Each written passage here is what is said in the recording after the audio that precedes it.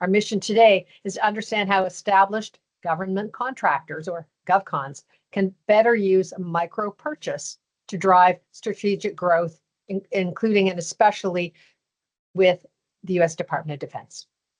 We'll cover when small contract awards have a giant impact, who you need to call on and in what order, what you need to know before you call them, how to make an irresistible offer, why and when DoD buyers love micro purchases, where you can grow from there, how to make it easier for DoD buyers to purchase from you, and next steps and resources. All right. But your federal buyer, your DoD buyer, is more than one person. That's what I want to leave you with right now. But your players in all the different layers all want three things. They want to find it a way that is easy to follow the rules. And there are thousands of rules in the U.S. Federal Acquisition Regulation and the Department of Defense Federal Acquisition Regulation Supplement, or DFARS. They want to find vendors who can make it easy. And they want to do the right thing. They want to perform well, summed up in the phrase, make me look good. And you, as a vendor, need to be at the center of where all of that crosses over. Micro purchases are one easy way to do that. Micro purchases are defined by value, both within the continental United States and outside the continental United States. And on a regular average Tuesday afternoon, both federal civilian and DoD, a micro purchase is a purchase of products or services worth less than $10,000. In times of disaster response or contingency operations or outside of the United States, and including if the US DoD is purchasing something in Canada, the micro purchase can be made at a value of under $20,000 US. And the micro purchases are used for services and for products. Micro purchase is a subset or special type of a broader category called simplified acquisition. There's a whole other set of things to learn about simplified acquisition, and I teach that as well. But right now we're concentrating on this subset called micro purchases. Okay. And I'll also have links for you to where the specific rules are, because this is a very rules-bound environment. You really do have to know the rules to play the game. You wouldn't step onto a hockey rink if you didn't actually know what the difference was between icing and offsides. You'd be messed up right away. I completely get it. You wouldn't want to step into the U.S. federal acquisition arena either if you didn't really know the rules of the game. Myths and realities about micro purchases. Some people think they're only for novices or for startups. Not so. Some folks think they're only good for products. Also not correct. Some people think, oh, this is not worth our time. We just want the multi-million-dollar procurements. We're lining up for that. Never mind the little stuff. Wrong-o. Some folks think, oh, they only use those kinds of purchases at fiscal year end, which, by the way, quiz, when is U.S. federal government fiscal year end? September 30th.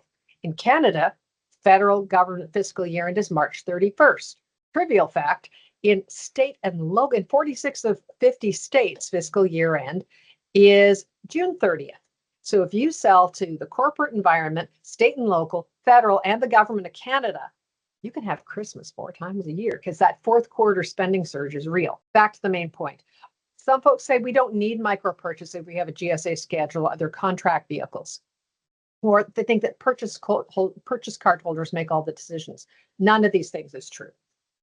Most important myth I want to bust for you is that micro purchases just aren't really very important to focus on. Micro purchases account for $13.2 billion in spending and 17 million transactions.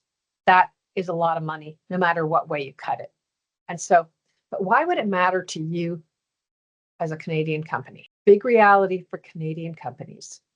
The Buy American Act in any form does not apply to purchases worth less than $10,000. And the whole complex set of preference programs for American small businesses also does not apply to purchases worth less than $10,000. So if you are concerned about or have been aware of or feel you've been sidelined by these barriers, under $10,000 is a great and a safe place to play, to get started, and to build trust. So it is really a power tool for Canadian companies who are seeking to build trust, make friends, gain experience, and past performance breeds future wins. I want to say it again. Past performance breeds future wins. If you've done a $2,500 lunch and learn for the United States Marine Corps, you've been a prime contractor with the United States Marine Corps. Oh, good. It's super powerful. And these small contracts mean that you've got a track record, and it makes it easy for somebody to want to do more with you. Because no matter how bright the smile, no matter how firm the handshake, no matter how prodigious your corporate or Canadian track record might be, if your DoD buyer has never heard of you, when you walk through the door, all they see is a great big ball of risk. So micro purchases, those initial small contracts, give someone an opportunity to give you a chance. The thing to keep in mind is that Buy American, the mindset, can trump the Buy American rules and regulations any day. So you cannot know by listening to someone or looking at them where their headspace is. You need to start with a fresh page and build trust with each individual buyer, with your players at each individual layer every time. And so just because someone can buy from a company from Canada, either under or over $10,000, all the regulations in the world don't force somebody to buy from a supplier that they don't really want to buy from. The reality is that thousands of lines of rules usually mean that it's possible for a US DoD buyer to choose the vendor that they want and have a way to legally and safely and legitimately do business with them. And so what rules are they going to use? What vendor are they going to choose? That depends on you. So micro purchase is basically always a relationship game, because people ask, where are those micro purchases published? And the answer is they're not. They're not. Micro purchase is, by its nature, not only a deeply simplified acquisition procedure, but one of the reasons why the procedure is simple is because the amount of documentation that the buyers need to do and the amount of publication is much less than these big, giant procurements. So keep that in mind. This presentation is covering the strategic value of micro purchase. I have a different presentation, and I can give you the link to that. It has the really ooey gooey nuts and bolts of regulations. But I think that what you're really looking for here and what I'm focusing on is the strategic value of being able to understand micro purchase and how it's a relationship building tool. Sound good? Hope so. And again, put your comments and questions in the chat. Micro purchase is an essential strategy element for every established government contractor, every established company that wants to do business with DoD. It makes it easier to enter an agency that's new to you, to offer new solutions with minimum risk, to generate revenue quickly, and to build relationships and trust. I did a $2,500 lunch and learn for the Citizenship and Immigration Service at the Department of Homeland Security, and I got paid 24 hours later on a credit card. I wept. It was just the most wonderful vendor experience I had ever had. It was lovely. So these small awards have giant impact for buyers and for vendors. And we're going to talk about some of those situations. Vendors that are looking to, again, build past performance or get a first contract, fantastic. It means you can get paid more easily. It makes it easier for buyers to do a little contract with you, see if they like you, get comfortable with you, do something bigger.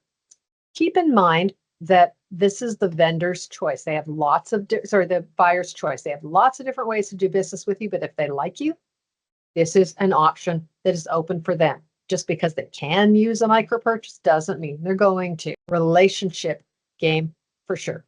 Something else to keep in mind with micro purchases is if you're thinking, oh, this would be great, we can just kind of stack up 9 or 10 of purchases, 9 or 10 purchases of what we do, and break it apart into micro purchases. Do not do this. This is actually illegal. It's called contract bundling. Don't try it.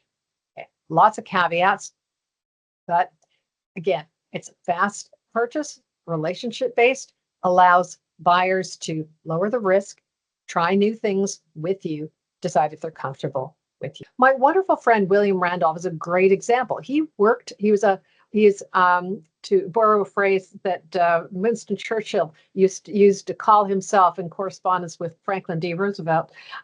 He said he's a former naval person. He worked for the Department of the Navy as an acquisition specialist and contracting officer for many years. Then he retired from the Navy. He went into Department of Homeland Security and Immigration and Customs Enforcement, managed billions of dollars of acquisition. In 2020, he went on his own and he had to walk the talk.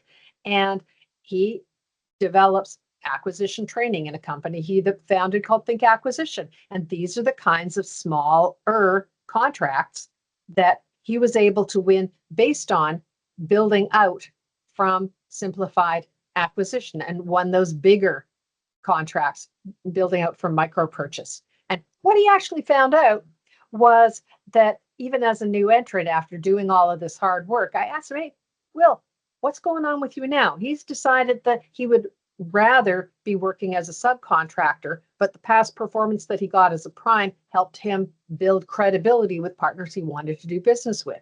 Another really important strategy.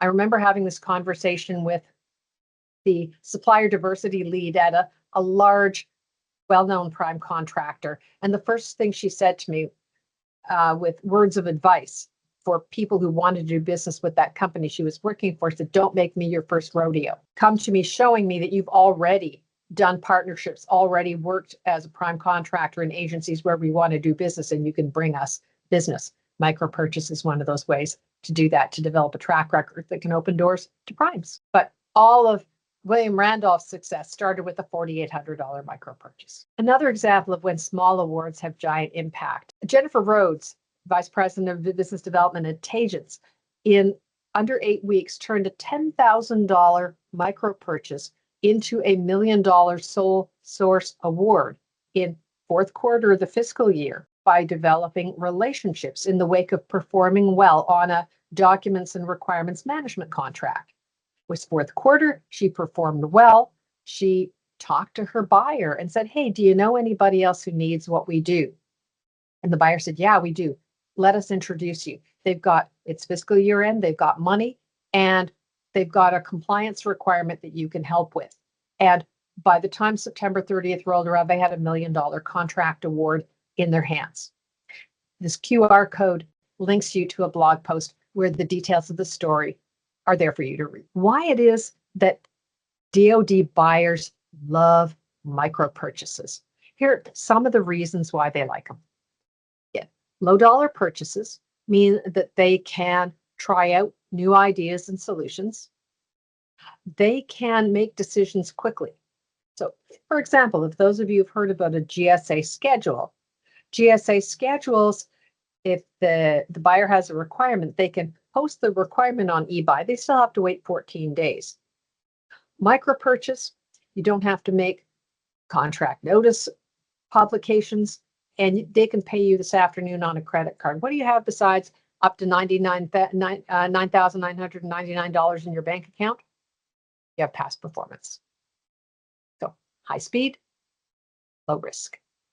So I want you to start thinking about what problems could you solve for less than $10,000? Think about it, because I'm going to ask you to put it in the chat. Think about what you do, the product you have, the expertise you have, the service that you have. I want you to think about that, but not in terms, we have this thing, who wants it?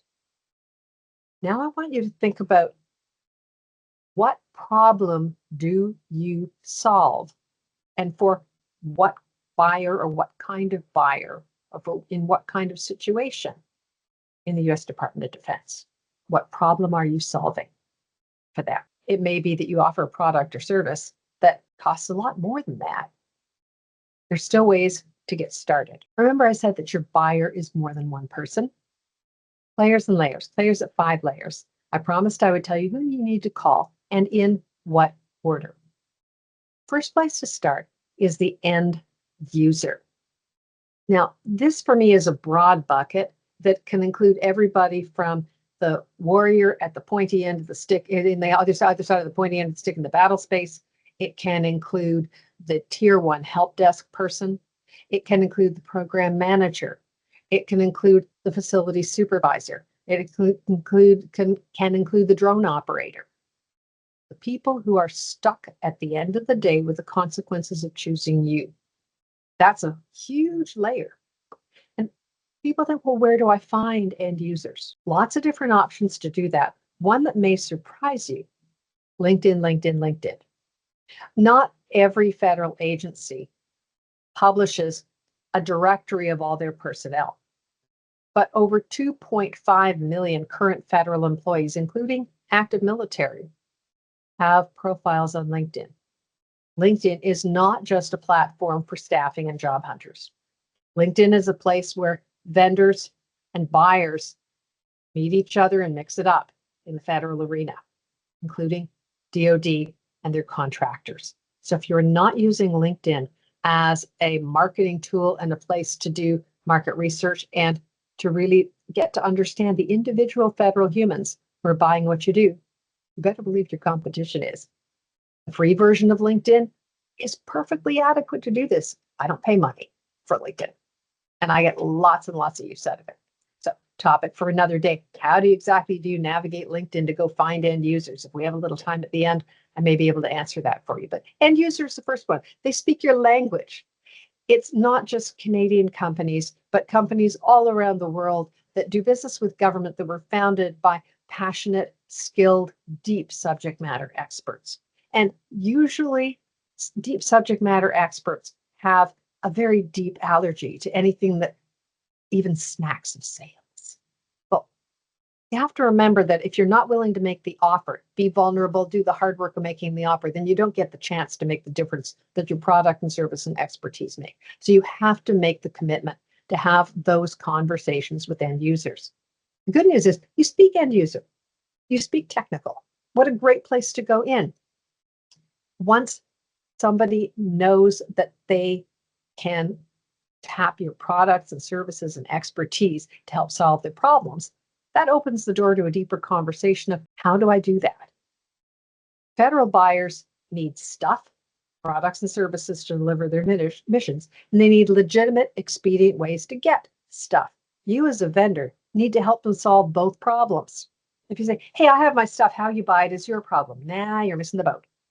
Go back to follow the rules, make it easy.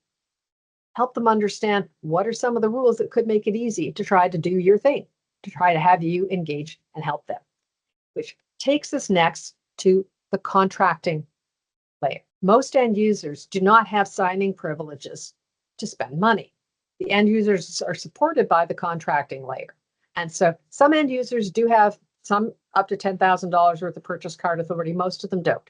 So they're going to have to be working with or getting sign off from the contracting officer who goes, yep, I can see you're not stacking up 11 things worth $9,000. We get it. This is a legitimate purchase. We're in. Okay. So that's 2 layers.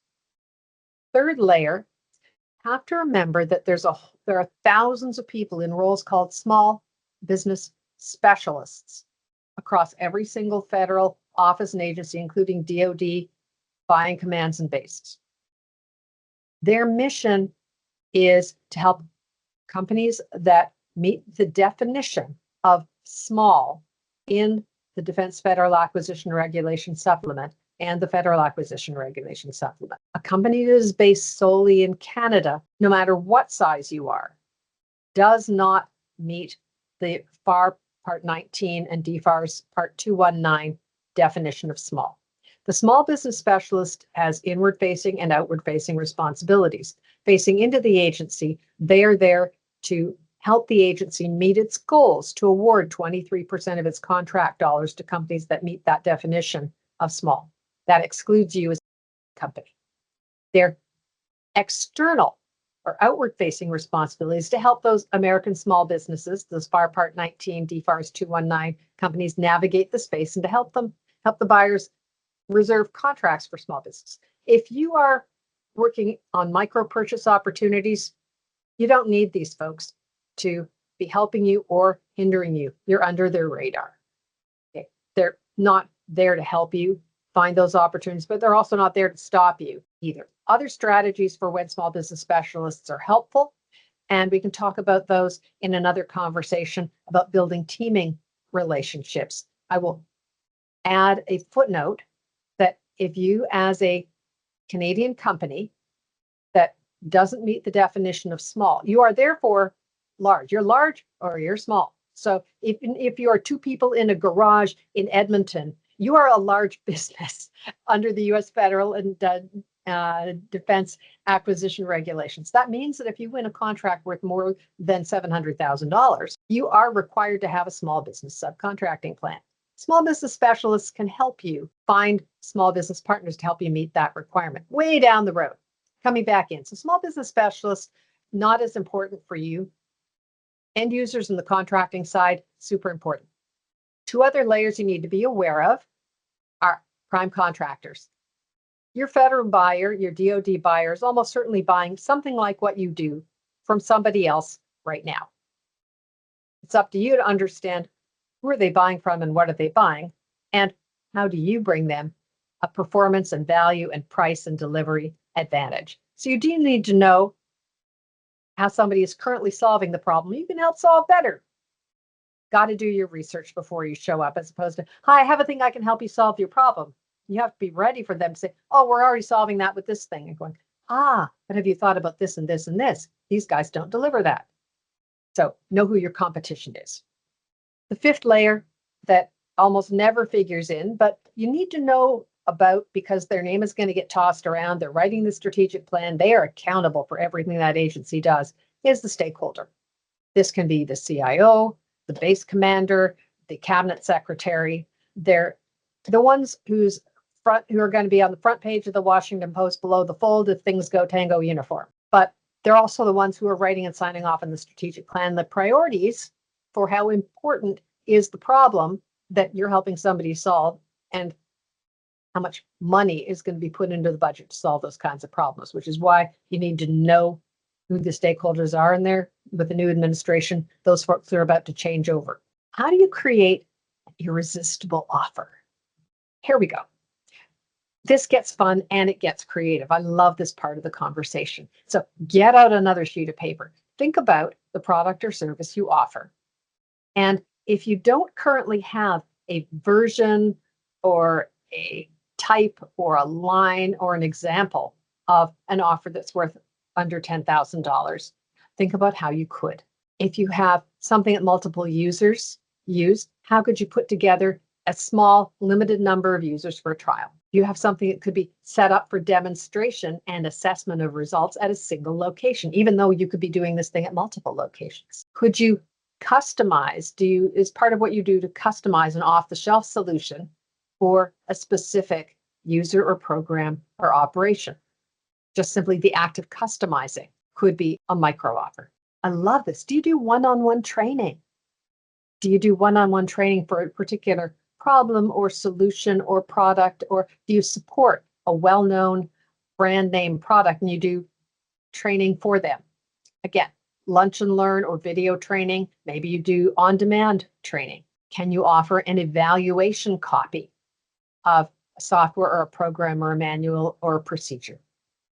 Can you do a field trial or a prototype? Sample order. In services, can you do a situation assessment? Could you offer somebody a webinar to say, here's how to understand if you have certain kinds of problems and what to do about them? Great. They're going to pay you to train them to understand when to call you. How great would that be? Do you do repair of equipment? Can you design a pilot program, which again can be assessed and be the on-ramp to doing something bigger? I'm a big fan of webinars or lunch and learns, all kinds of webinar-based training.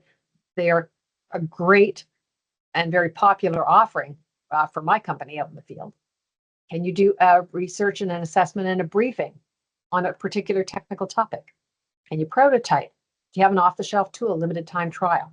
So I hope this is getting you thinking for different ways that you could make that irresistible offer. You want to have at least 3 ideas in your back pocket, but they're not things that you throw out on the table. They're designed to have your receptors, your creative brain working when you're in conversation with your end users. And you're listening to how they answer the question, what's important to you? Many of you have heard or even been asked the question, what keeps you up at night?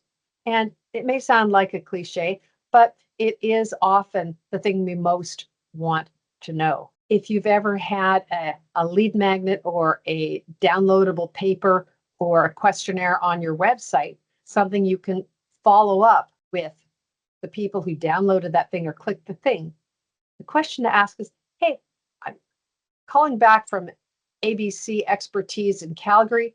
I'd just like to know, did you find what you were looking for? Did you find what you were looking for? Easy, open-ended question. Or are you still looking? Did you find what you're looking for? Or are you still looking? So what do you need to know before you call them? Critical way to flip over language makes a huge difference. Instead of asking, how can I help you? Say, how I can help you. Use the words in a new order.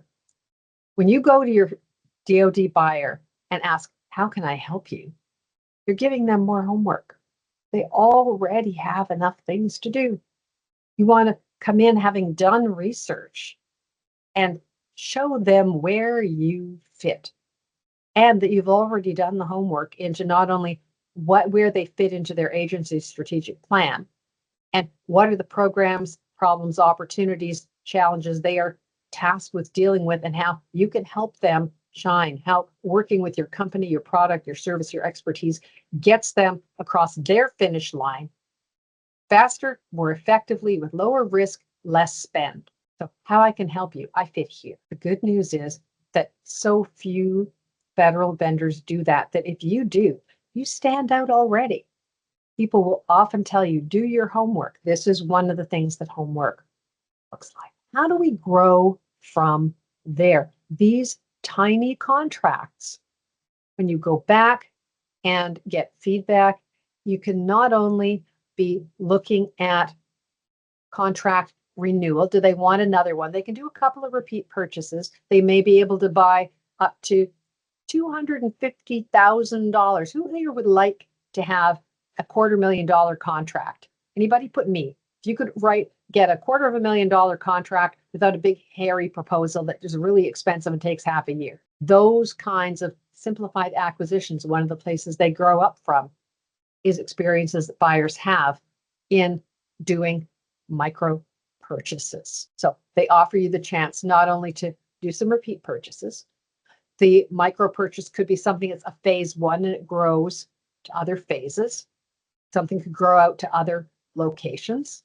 And so you're giving somebody a sense of how to envision the future with you. When the requirement of the buyer not only outgrows the $10,000 threshold, but outgrows the $250,000 threshold, the purchase size and the complexity and requirements step up.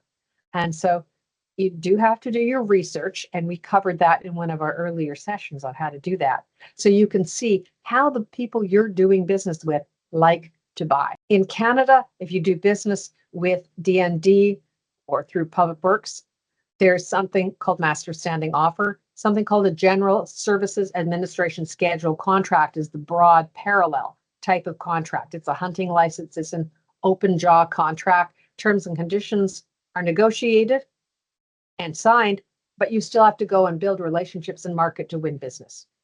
So as you look to grow, researching how your federal buyers like to buy is critical. Look and see who uses simplified acquisition to purchase more, to step up. They may use GSA schedule contracts. If you have anything related to IT or engineering or professional services, and you feel that you can be doing something that the United States Navy likes, you're not going to see GSA schedules as much as a different contract vehicle called Seaport NXG. Don't bother talking about GSA schedules to the Navy. If you aren't on Seaport NXG, that's their easy button. So how do you grow from there? You really want to make sure you've researched their easy buttons before you show up for the conversation. Want to introduce to you a new easy button that, in fact, my friend Will Randolph just launched. And so it is the newest way for federal, including DoD buyers, to meet vendors who provide services. This is specifically for services. I want you to type in the chat box, me, if you offer expertise or professional services. We can see this service is called micromarket. Okay. I do not get any commission on that. I'm just telling you about something that has just been launched that a lot of people are just learning about, and now, and that you, as a company based solely in Canada, can tap and access. Think of it, if you're fishing, as just one more set of lines in the water, one more place that people can find you, one more place that you can lead your buyers and say, I'm here, and we're all set up to do business really quickly. And so micromarket is tapping the demand for over $6 billion in spending that the US federal government made in services last year. And so thousands of new and growing small businesses, and that can, in this case, include Canadian companies, because it's under that $10,000 threshold, are seeking access to DoD buyers. This service helps connect the two in an online portal that lets buyers search for opportunities and buyers and vendors to connect and do purchases via purchase card. So it's tapping this micro purchase market. The top 14 categories of purchase card spend, the top 10 categories of services that federal, including DoD buyers, are making under $10,000 includes consulting, education and training, professional services, information technology. You can see the subsets of that: transportation, janitorial, medical, health and wellness, studies, document scanning, experts, subject matter experts and speakers. Almost all of you have some subject matter expertise. Someone could pay you to speak about something that you're really smart about. So these are all great examples. And so micromarket lets the buyers search for, I'm looking for a thing. And they're edging up, I think now over probably closer to 600 vendors are now on this portal. It costs nothing to register. And there is just a minor service fee, or I think it's a 3% service fee if you actually win any business.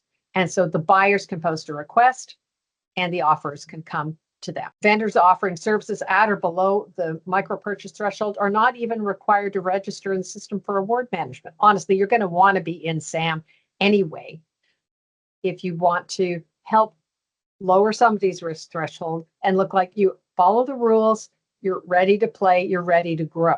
But that being said, you don't even have to be on SAM. You don't even have to have jumped through those hoops. If what you're offering is a service and it's worth less than $10,000, you can do it through micromarket, because otherwise they're really an official US federal platform to be doing this. DoD buyers make purchases of microservices like micro consulting, data analysis, webinars, lunch and learns, back office support, source selection, acquisition support, operational support, micro blocks of professional services. You could say, hey, you can buy 5 hours of my time for $2,500. You do that.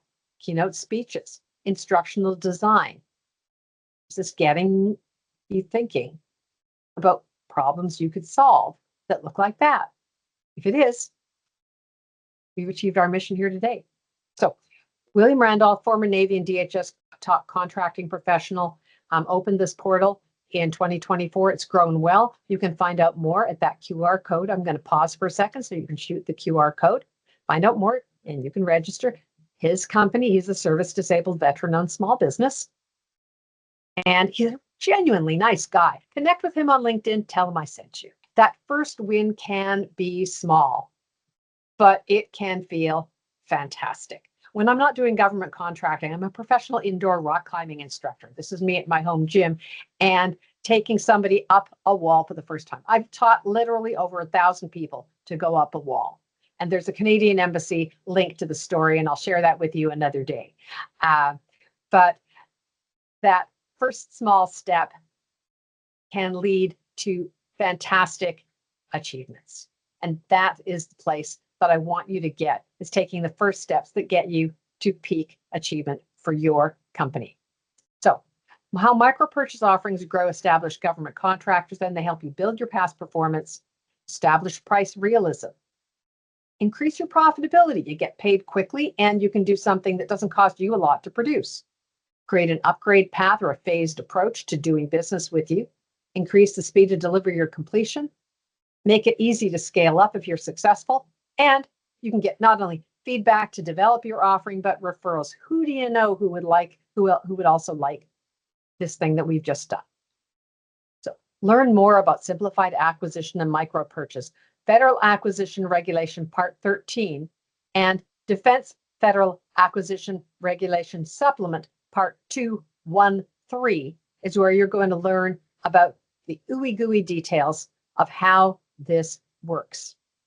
Learn the rules. If you do nothing else, dedicate a half an hour of your life to looking this stuff up so that you can not necessarily understand it all, but ask intelligent questions to show that, again, you tried to do your research and now you'd like to know, how does it work in your shop?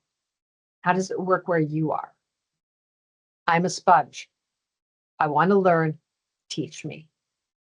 That always opens up great conversations.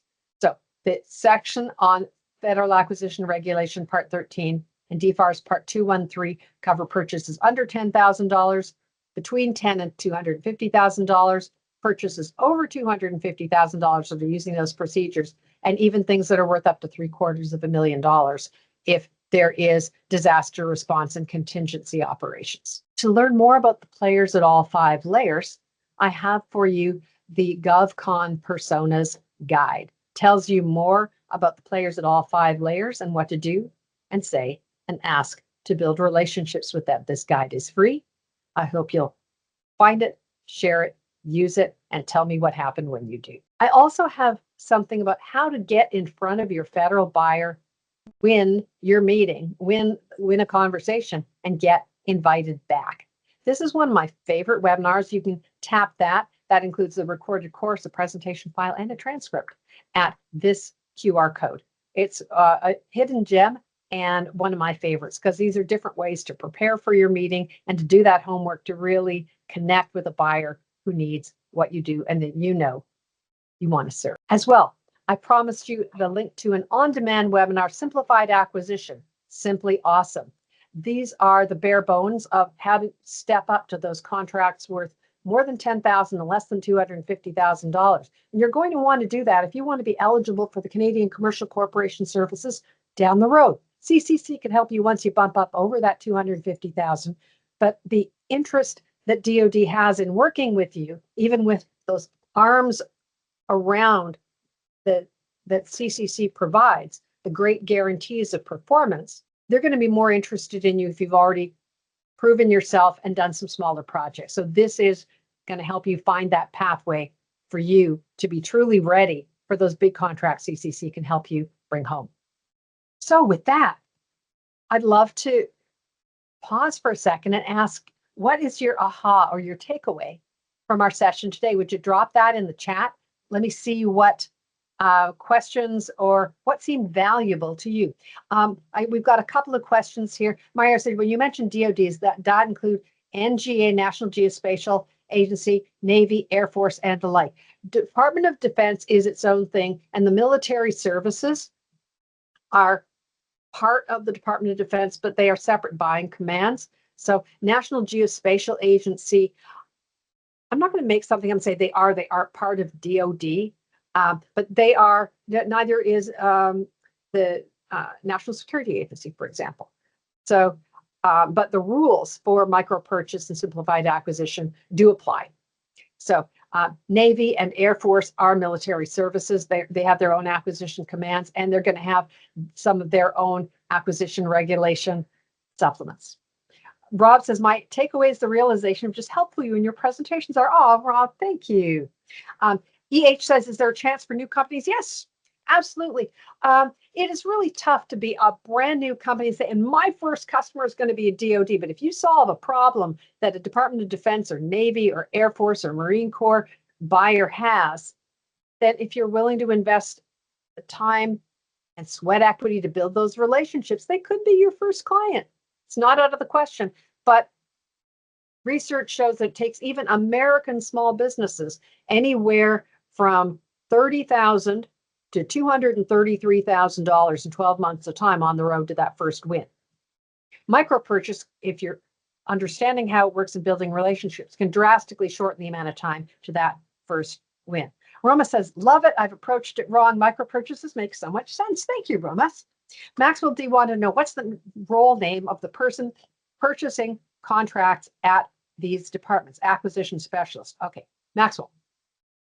Contracting officer is the name, nickname either CO in civilian agencies or say National Geospatial or KO, because CO is a commanding officer in the military. So they're going to call a contracting officer a KO. Gotta love it. Okay. Contracting officer has a power the President of the United States does not have. And that's the power to legally bind your company to these United States in a legal agreement to provide products and services. Contracting officer is supported by the contract specialist. They don't have the signing authority, but they do help dot the I's, cross the T's, help find vendors, help review and qualify solicitations, help write requirements. Okay.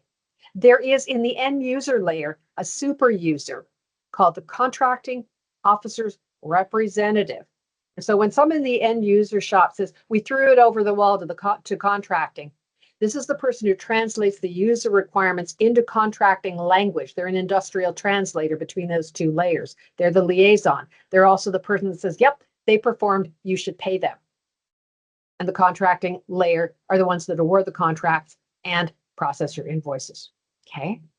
Derek says, everything you shared is super helpful. I'm prepping my business capability statement for a major event in Vegas this March where I might be meeting with DoD agency reps and other government and corporate reps. How cool.